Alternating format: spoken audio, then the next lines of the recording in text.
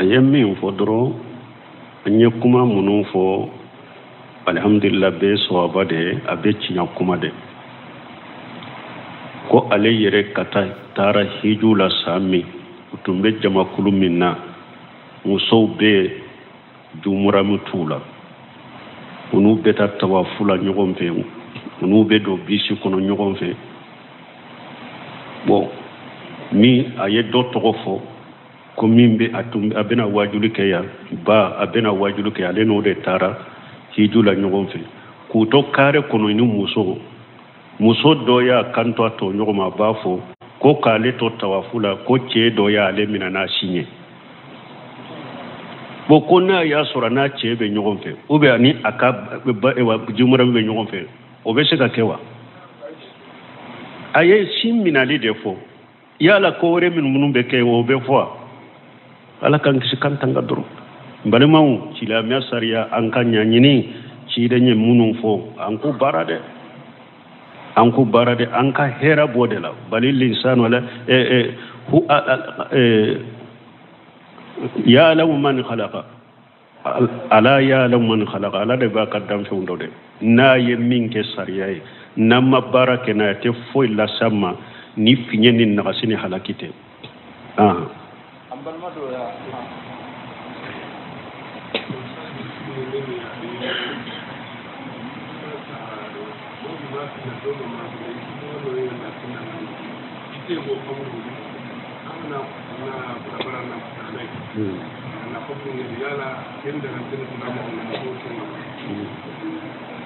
bo ko fura do de be ko abe kaburu de la ko do de fura info ale ko abe kaburu la ko ne ale ya tige bo ka barabara ka konai ko aba fura ke ko ale ka to tige ko be chogode bo munu nye ka fura kere ya ko abe kaburu ro kata tige doni ko ko mugo be nunu fo ni nyetta man se ko setane barakela do na ya soro fura be bo yoro were minte kaburu ye akan fura info yo dro ni fura min be bo kaburu la min ba to ko fura te soro kungo kono na yoro were donc ola na ye tunye fura info ye dro fura be yoro mi beta tige men na ya kere ya de ko abe kaburu do ko kata tige kana to fura tige ni nyetta man se ko setane barakela de do ambal musor do ya ni dal ke ko fura ko akadu ko do ben ko parati chamanya soro kadamine asindama ngalo sun bariya na kana la wajin nasita ani misalin do yalla beni saraki ko bon ko ambal muso do be akanyinin kalido ko kale to demisani yala donc ko faratu ya soro sungalo chaman temena amusu bo sisa nana nimisa ka ala kota sobela aboke chogodi bo don ko be nunu na nyoko na jabi na ya soro abalu yara ni demiselo na tuma balu ya usarataka na ya soro abalu yalen ko fede aye sun nunun toye bo atumba do fana ko sun nunun kele ya ka fardani wajibi aya tugu ko toye ani fana wakati atumbe salli fana matrafa len tumba bolo bo doni ke baw ye nyogon so sala do ko ni akusara munun temena ka kusara do ko na tubira doro aka kontine sunna harina musara me anyuma ni sugun na sera kusara abusara na yasro abalu yalen kofe aye sungalo munummi aya wakati atumba do fana ko wajibi do aka me anna yasro atunta do ko sungalo wo sunni wajibi ale ka wakati de o ko fere da nana do asarli takawala me atumba do sungalo sunni en ka farda de wajibi de do mbali go yara fana sallim be matrafa fana donc na yusara o de kany na desra usara lila fana doni ko do yo fo ayelli manata yoro me ka continue sunna dro kan nafila sunni e wa sadaqatu ni nafila sallu chaya minna ya suratunte salli matrafa do donc ni te salli matrafa ite salli ite konte ko tunye silame wala sunnu nu sarali taka afamuna na ya suratunte salli matrafa amma ko tunte sunna chogo mi tunte su chogo mi de sallu fana tunta bolo chogo la sarali taka wala na tubira salli wala usungula bata kurade kata na ya soro salli matarfa lentum ba bolo abalu galen tundo abado fana sunyin ka farda ya atugu ko toy ko sara ode kanyi bonna ma se ka sara donc minye ayelli manata yurmane nasranya ka continue kata ka ala ya fadeli chaya ambal mo rafana yani ngalite ko yalla ni mami ni sara kuma fora ni gadem ni sara be fara kala do mami ta sara ka to ba ko ani mana yalla fana be fara ka bon ni nyinin kale abe kome aya dia kam wo fula bema nyinin kale njabira dawrabu ko doko ni muso mi anko muso ni den fula den saba faturiye uma baluya ube fula ube ke sutura ni jannaba ce bo ko ni e ka muso jigina ko den ni manadu ko o den fana be ke sutura ni jannaba ce wa anyo jabi dawrabu an ko na ya soro de kalona ni dafarala kono ni kalona ni dafarala ci den ko ala be malikiya nyamara kan ni finye kakala kalona ni dafalen ko fe kono la hari ni o den jigina nani ni mana nin tun don na labora o be konte denye o be konte hadama denye ibe togo wele ala ni sebe ba den kundi saka fagade amba ko ka kasankare ka salla kare kata sudo silama kaburu sawdela nimbeke sutura ni jannaba ce ni nye dende ne kalo kele kalo fula kalo saba donc nim ewa kono min cinyana ola o be konte komi sogo bude wure kote konte denye ambar mo wara kana yandi ngalite ko France ko yalla dima ngi barake bankila ne riba mun tabero mi tede ne ko de barake bankila riba be taberi fam ital yalla fana bara bon ko ambalma doye nyinen kalike ko ni mo min be barake bankila mais sebele nunu be ke yoro mi eto yoro lade e ko ni be barake bankilo be chogodi doni ke ba ko har ni e josili kelade hari banki ka ke josili kelay bankila iriba banki wala ta'awanu alal ismi wal udwani haramu ka barake hari josili haramu yeren do ka barake iriba banki wala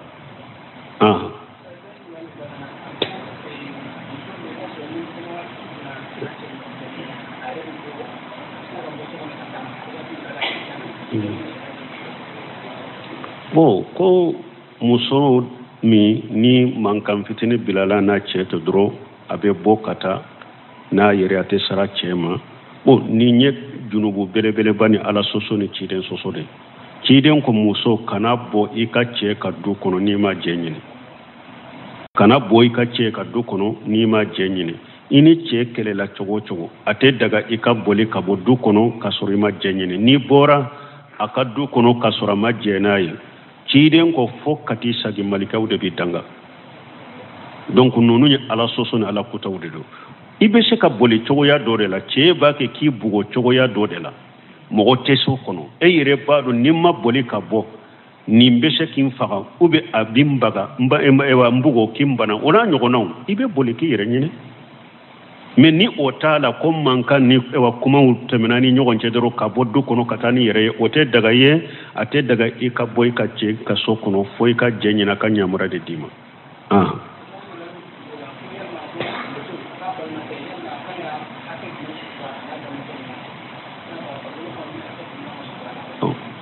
bon nyinin kali folo mimbe tugula doni ke ba ko ni muso be ninde wale ko an nusuju ni yere bora ice ka sokono ka sirama nyamura dima nusuju yen ninde iye fengo fenke kene masani ka do ikan nafakati ni ka fere bo be binna ka bo cheka ika hakke sita ka foki sagi kana nusuju yen ninde ni bora ni yere ama nyamura dima etara ni yere ikan nafakati ni ka hakke be abe binendo ka bo cheka foki sagi kana nusuju yen ninde donc afulana ayemin tuwala ko muso jimarami munun fora sisa ibalimake akanka yoro jumanye Sheikhul Islam bunteme kitabu dilaninka risalatu fil hijab li Sheikhul Islam bunteme libasu li mar'ati al muslima risalatu libasu al mar'ati al muslima Sheikhul Islam bunteme ni mawdu fana ye kitabu de dilala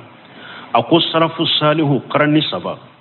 sheybo tabi tabnu ikom muso hari unu nyogona muso ube ka fini don chogo kata fo ewa ukunkolo fo ewa alikaba kuru fini de be nimbena ni bolokaw hari muso folo unu nyogona muso tumbe munye nube nyogona muso chela unye daw utege faraw ushen faraw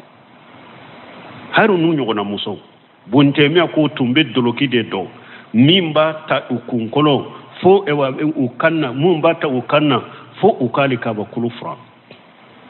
hari unu nyogona muso salafu ka muso ka finu tumbe ni chogo dala nubu ka jumura mu koro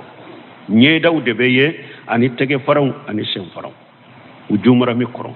aw muso fana e ka jumura mi koro kanka munu nye o yi nye daw de ani tege faraw ni shen faraw i jumura mi adagara kan nunun de ye ila ani hari ni hijabu tila ni kan masiru abe abulu ye nye daw ni tege faraw ni shen faraw i ka jumura mi be nunun de ye me hari min be ke muso na nyogona muso ki yere waraga kwa muso damaro ciden ko la yahillu lil mar'ati an yanzuru ila awrati al mar'a wala yanzuru al mar'atu ila awrati al mar'a akum muso yi nyogona muso kana lawra laje ce yi nyogona ce kana lawra laje lawran nuno hari ni nyogona muso rate daga ko ye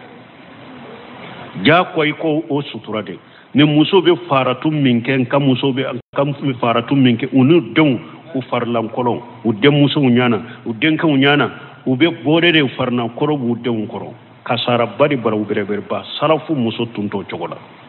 har ude koro ubali mon koro unyogona muso koro fari koro yoro be sutura de do nye dawni tege faru ni sen faru de be kenema donc ambe min fo ibali mon koro ikanka ke chogomi o yenninde fini do akata foika fo kari ali kaba kuru fura fo kari bolo kaw ora masiri munum butilo kono ani tilo kono ani nyedaw ani tege fara ni sem faraw donc ani ipa ika pare firmi mila hari ni hijabu tila adagare ka jumara mi kiye o chogola me kire waraga nyala tede ka fini bo ka da ka doloki ko bol ka da kon ni nyambali makede o ma fode hari ni nyogona muso ifare koro tobe sutura kari fare koro ye jango ko e bali make ala kan tangala kan kisi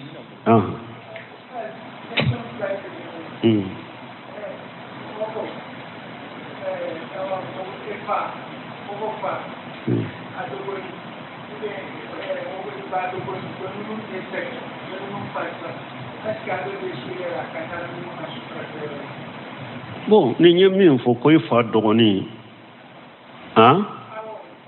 ani muso iba dogoni ko nunu te salli ko abe daga katu ka jano jalawa mogo ye kafir de na te salli balima surunya to law awnde ye balima surunya ni mudahana ni mujamala do dinala la mujamalatu fil haqqi cinyala alaka dinala maslaha ni majamala to la koy dina ye dina de iba dogoni na te salli na sara kafiri sara nya nyogona kafiru be unu be se ka soto sura isen kana ye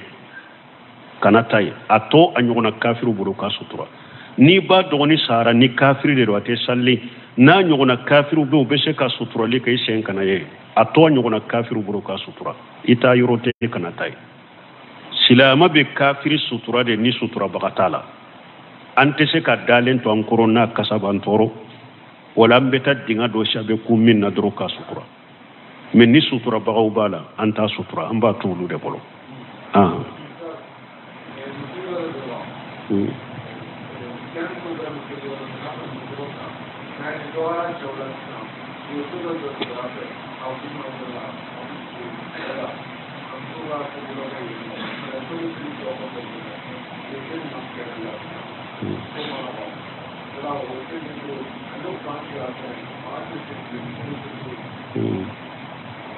bon comme ewa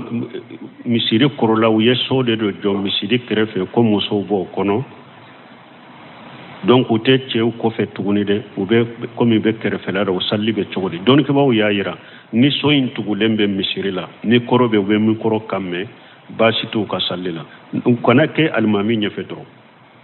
u kanake almami nyefe mais nous be almami krefe la basitu u ka sallila ni quran tigera u yere ku ka salli nu quran tigera tilo talimami kanna u yere ku ka salli dafan u yere alayhi salam bo ko juma koli ye wajibi ube sunna do so soli bala don ki bawul ñu gonce do ko wajibi de do ko sunna do min ibn usaymi rahimahullah ani sheikh albani ulubaka ko juma koli ye wajibi de ko ciiden ko qusulul jumatu wajibun ala kulli muhtalimi ko ciiden ko juma koli ye wajibi de baligu kelen keleka donc ni hadisa koso ulubaka ko juma koli ye wajibi de mais don ke ma wore comme Cheikh Abdallah Boumbayi nunum baka juma koli te wajibi sunna de do ulu fana be iko dalile ko hadisa do nana ko ciiden ko man aqtasala yawm al-jum'ati fa biha wa ni'mati man tawadda yawm al-jum'a fa biha wa ni'mati man aqtasala fa qusul afdalu ko ciiden ko juma do ko ni mo mi nye salita itara juma la afule anyana me ni kora ko koli de kany ni hadisa una nyugo naw ani fana ko dondola Umar ibn Khattab tumbe mimbari ka Usmana nana ka do misiri kono Umar ko Usmana sisa de e kana wakati jumala a Usmana ko mako fana de mahari ko fana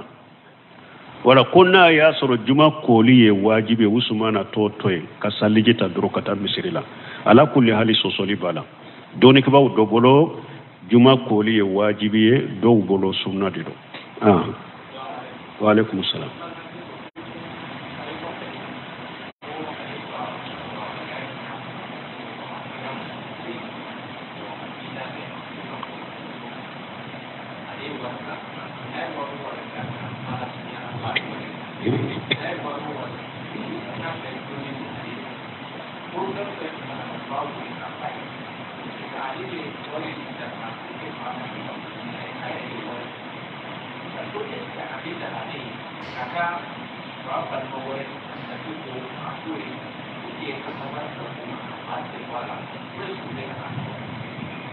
mo ko dobe kofe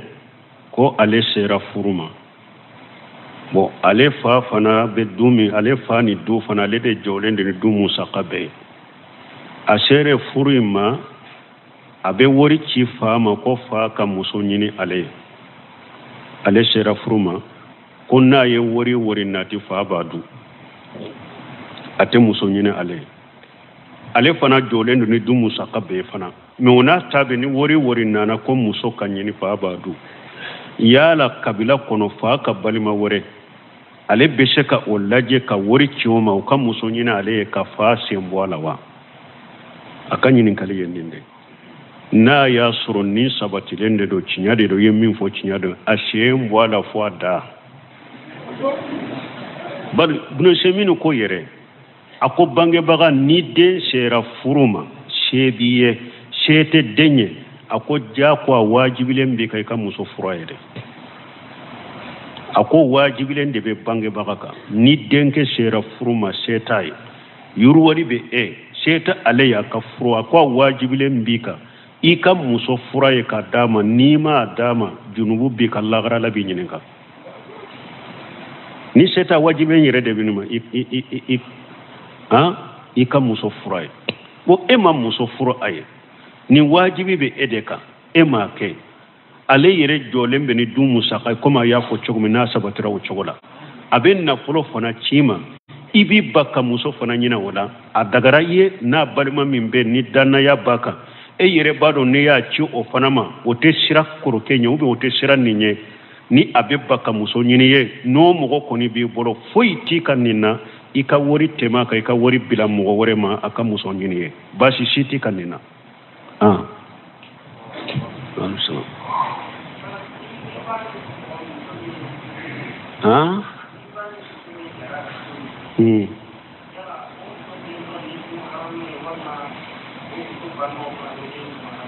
po koni bani muso minye simmi o muso de ka jumuramiye ube abalima de ka jumuramiye mo jumuramiya fule muso ewa muso minyi ka simmi de minyi ka simmi jumuramiya be eni ode che anu odew me ateteme kata balima umare ninka famude misali la bo ni eye sindi de mimma asan fula kunona na sinya duru muso denw jumaramiya donna uni nince balimaya waga watu kumena rada wote muso min fule ni ye den di chindi nin demma muso ye shimmi denke ye shimmi nin den fana balima de yo ulu ya balima muso na balima ko shimmi balima yala men nin den min ye ka shimmi o balima min be ale fana nin min be fala ubani abai bala ube be fala ube baro me ka shimmi jumaramiya tano ce aya famu jumaramiya tano ce min yere ye shimmi o doro onay ani de abe dem munun soro jumaramiya be awuni o de cemme aka balimawte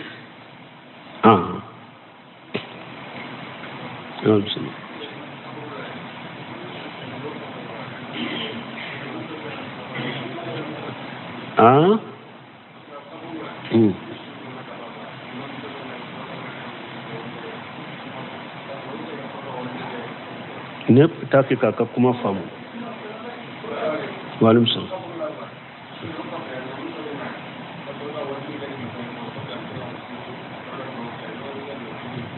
bon ko kaburo donna suturalen ko fe ko alimamu dobe na ka wajuli ko ko fa be mo golla bila iba sura leten ka dersu kalama minye ka wajulu ke kaburu ma ko kaburu donte wajulu yoroy u yere ba fo fana de me u tese u yere la jama bolo u yere no ba damina u ba fo ko kaburu yorote kaburu donte kaburu te wajulu yoroy wa kafa bil mauti waija ibe bo min kalama be wajuli tabe militi tani duruke ka soro isana yere ka damina be nin fode ko kaburu te wajulu yoroy me abe sage ka wajulu ke tukuni donc kaburu wajuli suturalen ko fo ki jokki ke komi kutuba kalana ka wajulu ke sunnate ciiden ka tabulute salafu ka tabulute bidatu lesirta la dinala ciiden ye wajulu min ko beta dilo ciiden ka wajulu min na kaburu la utara kaburu de se kaburu se na utara kaburu se yorola bo unu madinan ka do de fatura u yesu ta unu su tara kaburu la ja kaburu se na matila kaburu se na kaburu dinga ba se na mi dinga fitini mase uni sunana bon u yesu da u be kaburu senna umma kono ko dinga fitini se mogo tara sigi ciren tara sigi ciren sigira yoromi mogo do nana siga kerefe aya soro ciren ya kumbiri kala ba bolo abake ka dugu kolo wakasi mogo sigile akofe barai ibn ajibi ka hadisa u sigile comme hadisil majlis ama kan korota de comme nibe wajulu ke be kan korota chogomi bo ama damina fana ka kutuba ke fana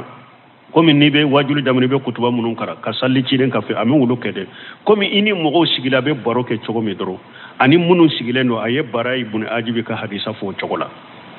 u sigile harama kan korota mogo wore munun be kaburu la ko ba me kaburu senna be kaburu sela hadisil majlis